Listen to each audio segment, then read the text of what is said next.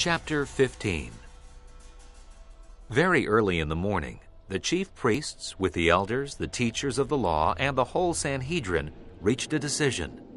They bound Jesus, led him away, and handed him over to Pilate.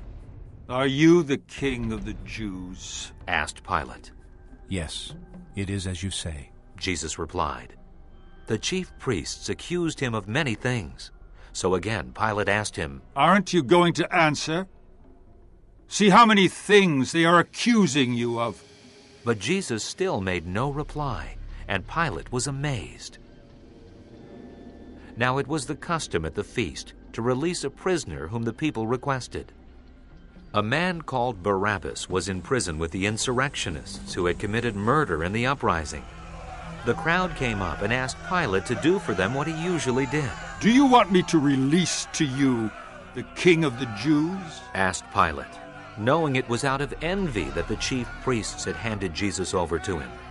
But the chief priests stirred up the crowd to have Pilate release Barabbas instead. "What shall I do then with the one you call the king of the Jews?" Pilate asked them. "Crucify him!" They shouted. "Why? What crime has he committed?" asked Pilate. But they shouted all the louder. "Crucify him!" Wanting to satisfy the crowd, Pilate released Barabbas to them. He had Jesus flogged and handed him over to be crucified. The soldiers led Jesus away into the palace, that is the Praetorium, and called together the whole company of soldiers. They put a purple robe on him, then twisted together a crown of thorns and set it on him. And they began to call out to him, "Hail, King of the Jews!"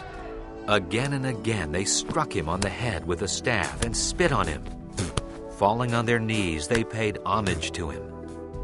And when they had mocked him, they took off the purple robe and put his own clothes on him. Then they led him out to crucify him.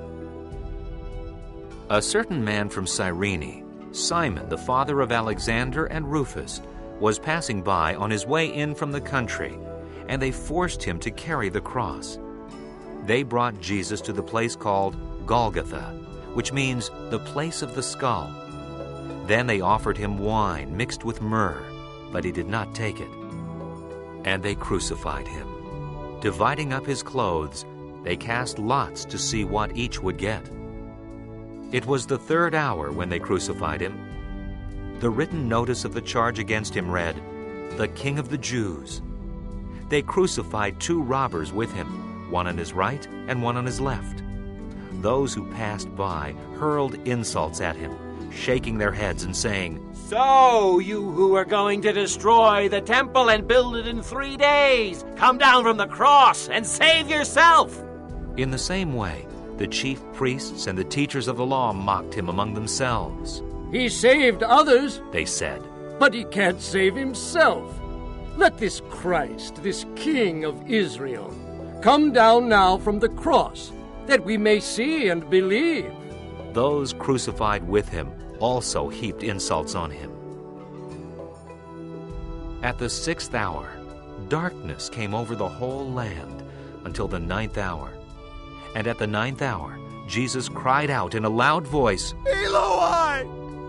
Eloi! Lama sabachthani!" which means, My God, why have you forsaken me?" when some of